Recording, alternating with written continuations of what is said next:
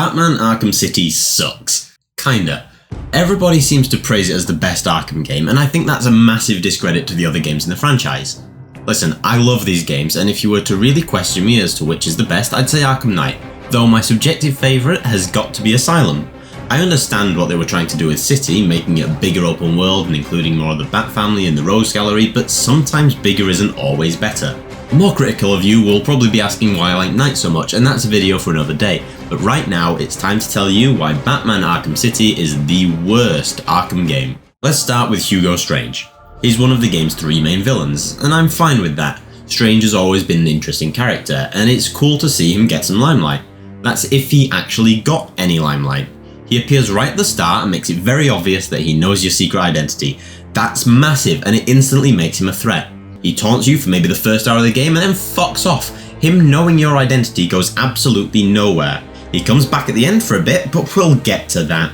Where Arkham Asylum felt very controlling the way it was dishing out characters, City just keeps piling them on you.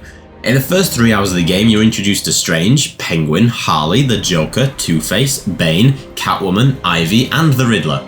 They've also, at this point, made it obvious that Mr. Freeze is going to be around, along with Solomon Grundy. And that's just the members of the Rogues Gallery, not including any of the smaller encounters or unrelated side quests. I refuse to believe that they expected this man to stand out when put alongside these other villains, especially given how much screen time they're given in comparison. I wish they could have got Christopher Lee instead of Corey Burton here too, since he just does a Christopher Lee impression. But that's just a small gripe. The other two main antagonists of the game is Ra's al Ghul and the Joker, because when isn't it the Joker? Origins and Knight pretend their main villain isn't him, but it always ends up being. Ra's is cool, and he's honestly the best part of the game. The Joker feels forced, more so than in Knight if you ask me. The game doubles down on the whole Titan formula thing from Asylum, you know, literally the main criticism of that game. If it wasn't for how iconic he is, and for how good Mark Hamill is at voice acting this fella, I really wouldn't give a shit about his character in the slightest here. People praise the story of this game a decent amount, but when you actually lay it out, you begin to realise it's just stupid. It's like they came up with an idea for a few boss fights, arguably the weakest part of the game, and then designed the entire story around reaching these fights. Let's go through these fights. Mr. Hammer. He's barely even a boss, and he pretty much becomes a standard enemy afterwards. Penguin's Titan henchman is no different, he's just Bane from Asylum but not as cool.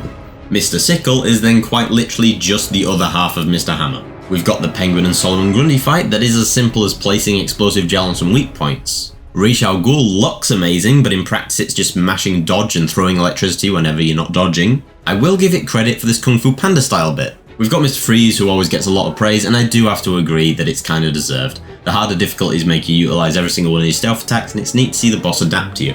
Then there's the fight against the Joker, and it's just another arena fight like all the other enemy encounters, though arguably one of the more thought out ones. Finally, there's Clayface, and as awesome as Batman with a sword is, it's just spam pressing the quick ice grenade button over and over, occasionally dodging. Yeah, the final boss is Clayface, which is a bit weird. Where did Hugo Strange go? Oh, well, how did we defeat Ra's? Oh, and then the Joker, oh wait, no, that's just Clayface. It's a good bait and switch, and I do like Clayface as a villain, so I can't complain too much. It's at least a better fight than the first game. What else has changed from Asylum? Oh, you can pretty much endlessly glide now, which is great, and it makes navigating Arkham City fairly enjoyable, when it works. It's a bit janky to say the least, and they make you do these stupid augmented reality sections just to get a grapple boost, which is practically essential to playing the game. They're just plain annoying, slow, and I always hate replaying them every time I go through this game again. You can find them dotted around the map. I say around, but it's more like half around, to be honest. The bottom of the map is blocked off by something called the Wonder Tower, and every single damn time you want to go from here to here, you've got to go all the way around. You might think you're going to be exploring all of the city, but in reality that's just not true. You'll be seeing more of this barbed wire than anything else in the entire city. How was combat then? Well, it's pretty much just Asylum again. There's nothing game-changing thrown in here, like the fear takedowns from Knight. There's one difference though, and that's how countering enemies works in hard mode. In Asylum, the little counter symbol doesn't appear above enemies' heads when you're on hard mode, but City just scrapped that idea and put it there anyway. It feels way more awesome to be perfecting the combat when there's not big flashing symbols. It turned the combat into less of a quick time event and more into an actual challenge, but hey, what do I know? Detective mode sucks here too. I'm curious how much of the game I spent in detective mode in this playthrough. It was the same for Asylum, but I feel like there were a lot more practical uses in that game. Here we have like one DNA trace section and 2 investigations. The rest of it is just trying to see where enemies are.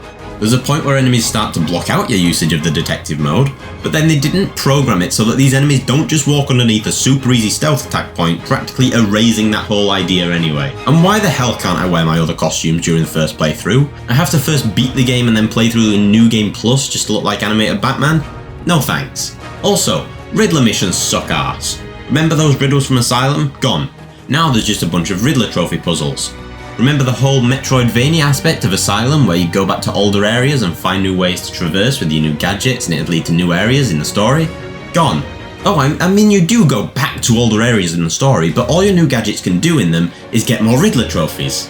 The side quests suck. The DLC sucks too. And you know what? Despite it all, I really like this game. It's the worst, don't get me wrong, but it's still good. As much of a meme as it is, it genuinely does make you feel like Batman.